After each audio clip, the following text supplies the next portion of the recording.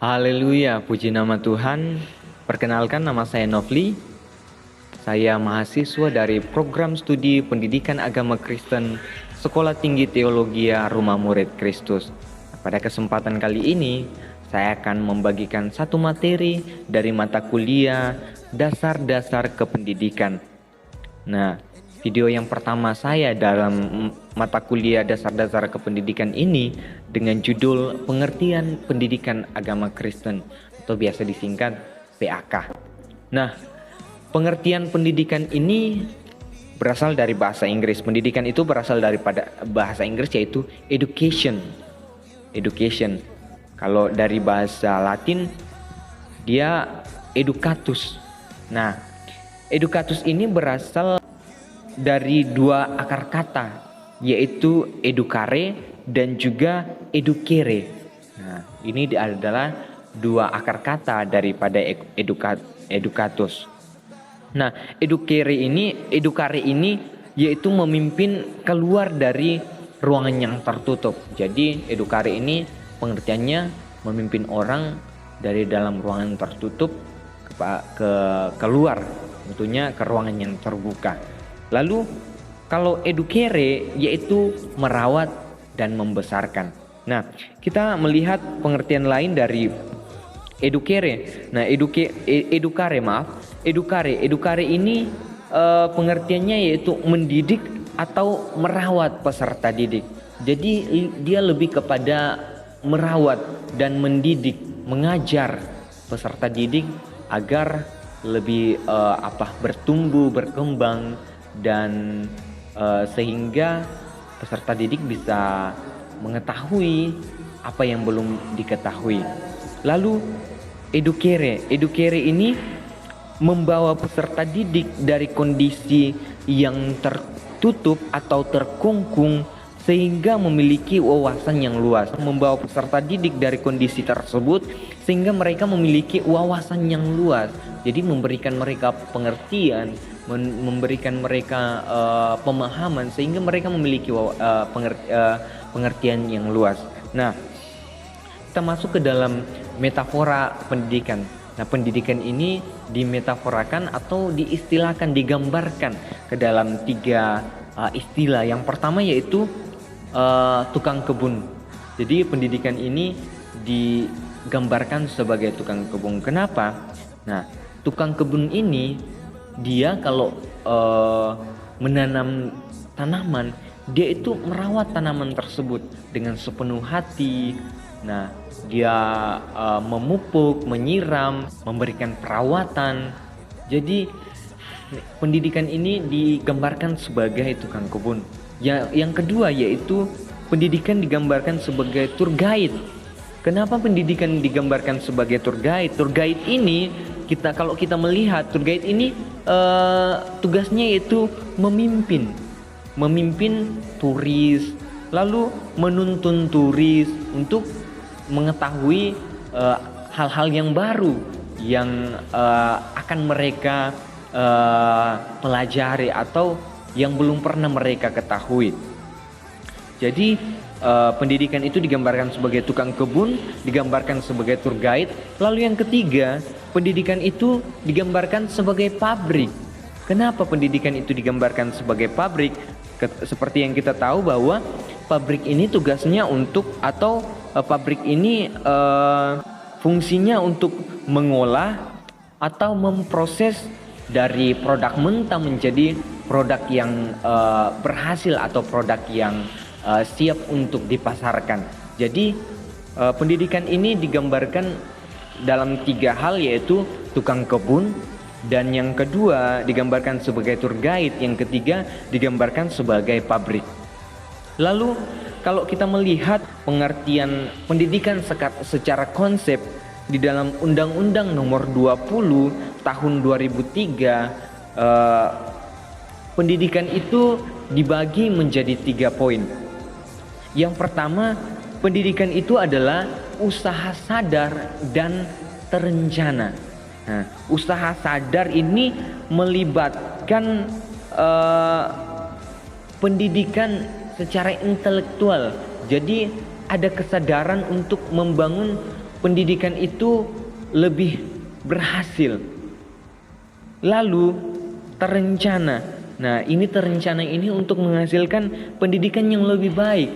Nah, dalam pembelajaran atau dalam mengajar di daerah masing-masing pasti memiliki rencana atau strategi masing-masing bagaimana meningkatkan kualitas pendidikan tersebut. Jadi ini lebih bersifat kepada guru-guru. Pasti mereka sebelum melakukan pembelajaran, sebelum mereka membagikan materi, mereka merencanakan dulu strategi apa yang akan mereka gunakan sehingga materi yang mereka berikan itu dapat dimengerti oleh peserta didiknya. Lalu yang kedua yaitu pendidikan ini adalah usaha peserta didik untuk mengembangkan potensi mereka. Nah, bagaimana peserta didik ini dapat mengembangkan potensi mereka? Jadi peserta didik ini harus diberikan stimulus atau rangsangan agar potensi mereka itu dapat berkembang. Nah, stimulus ini berupa suasana dan proses belajar. Suasana ini dalam artian fasilitas-fasilitas yang diberikan, baik itu perpustakaan, baik itu ruang kelas yang bagus, baik itu lingkungan yang bagus. Jadi mereka itu ada gairah untuk mengembangkan potensi mereka. Lalu stimulus juga dapat dilihat dari sosio-psikologis. Ini dari pihak gurunya, bagaimana seorang guru itu dapat kreatif, dapat membuat peserta didik itu menjadi ceria, bagaimana membuat peserta didik itu bersemangat untuk belajar. Jadi peserta didik kalau mau mengembangkan potensi harus diberikan stimulus agar mereka. Lalu yang kedua, dari Undang-Undang Nomor 20 Tahun 2003 ini, poin yang kedua yaitu proses pembelajaran yang baik.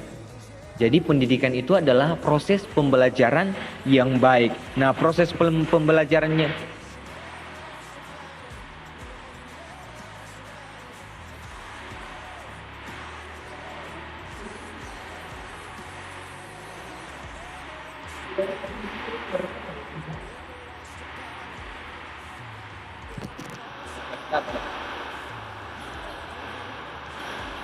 kalau ntar begini dia boleh berkumpul apa kan?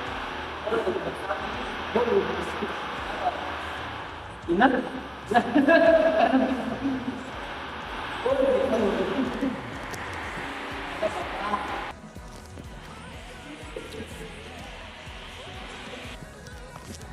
Lalu poin yang kedua dari Undang-Undang Nomor 20 Tahun 2003 tentang pendidikan, yaitu pendidikan adalah suatu proses pembelajaran yang baik. Nah, proses pembelajaran yang baik ini melibatkan yang namanya learning management. Nah, learning management itu bagaimana mengatur pembelajaran sehingga pembelajaran itu dapat berjalan dengan baik. Lalu ada juga melibatkan yang namanya metode yang tepat. Bagaimana metode, cara-cara yang tepat sehingga pembelajaran itu boleh berjalan dengan baik. Pembelajaran itu berjalan dengan sehingga menghasilkan keberhasilan dalam sebuah pendidikan. Nah, itulah sebabnya lahir yang namanya PAIKEM. Apa itu PAIKEM? PAIKEM itu pembelajaran aktif, inovatif, kreatif, efektif dan juga menarik.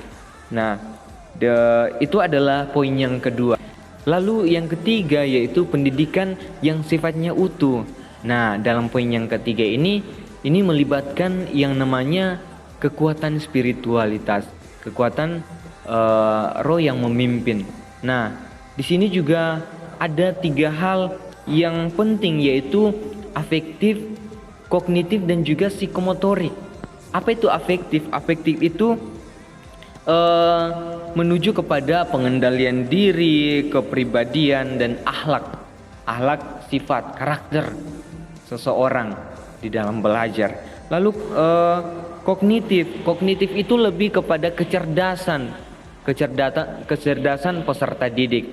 Kemudian psikomotorik itu lebih kepada keterampilan peserta didik, bagaimana mereka kreatif di dalam melakukan sesuatu. Nah, di dalam pendidikan ada juga istilah-istilah yang digunakan. Ada 3 istilah yang akan saya bagikan di sini, yaitu yang pertama pembelajaran, yang kedua pelatihan, yang ketiga pembinaan. Nah, pembelajaran ini yaitu aktivitas pembelajaran, belajar mengajar di dalam pendidikan, atau bagaimana seorang guru yang memberikan materi kepada peserta didik, dan juga peserta didik yang merespon balik apa yang diajarkan atau materi yang diberikan oleh guru. Lalu yang kedua, istilah yang kedua yaitu pelatihan. Pelatihan ini bersifat untuk meningkatkan kecakapan daripada peserta didik. Nah, baik itu kecakapan soft skill ataupun kecakapan hard skill. Yang ketiga yaitu pembinaan. Pembinaan ini lebih kepada afektif, spiritualitas, dan juga inner man peserta didik. Lalu yang berikut yaitu bentuk dan konteks pendidikan. Di sini juga ada 3 hal yang akan kita pelajari, yaitu yang pertama jalur pendidikan formal. Jalur pendidikan formal ini kita ketahui yaitu di sekolah, pendidikan yang bersifat formal yaitu di sekolah. Nah, pendidikan formal ini bentuknya tetap dan ketat. Jadi ada standar undang-undang yang berlaku. Jadi waktunya, caranya, bahkan yang terpenting yaitu akreditasi. Akreditasi ini penting untuk menentukan kualitas dari sekolah tersebut. Lalu yang kedua yaitu pendidikan non formal. Pendidikan non formal ini kalau dalam kalangan Kristen yaitu di gereja. Jadi dilaksanakan melalui program-program yang teratur, tetapi pendidikan non formal ini tidak seketat jalur pendidikan formal atau di sekolah. Yang ketiga yaitu pendidikan informal. Pendidikan informal ini lebih kepada keluarga dan masyarakat di lingkungan sekitar. Nah, ini berlangsung seperti yang saya katakan tadi, yaitu berlangsung di kalangan keluarga, di kalangan masyarakat. Jadi pendidikan yang bersifat informal. Nah, kita masuk ke dalam bagian yang terakhir. Jadi pendidikan agama Kristen itu adalah kegiatan pendidikan sesuai dengan kaidah pendidikan dan dalam jalur yang tepat. Dan juga pendidikan agama Kristen yaitu pendidikan yang bercorak kekristenan tentu saja. Nah, pendidikan yang bercorak kekristenan ini berorientasi pada nilai kekristenan dalam suasana Kristen. Lalu yang ketiga, pendidikan agama Kristen itu pendidikan secara khusus. Jadi pengajaran-pengajarannya atau pokok-pokok pengajarannya itu adalah pokok-pokok Kristen yang diajarkan di dalam kekristenan. Nah, demikianlah materi yang saya bagikan pada kita semua pada kesempatan kali ini. Biarlah materi ini dapat memberikan pengertian bagi kita semua tentang yang namanya pendidikan agama Kristen. Puji nama Tuhan, demikianlah materi saya yang saya bagikan bagi kita semua. Tuhan Yesus memberkati.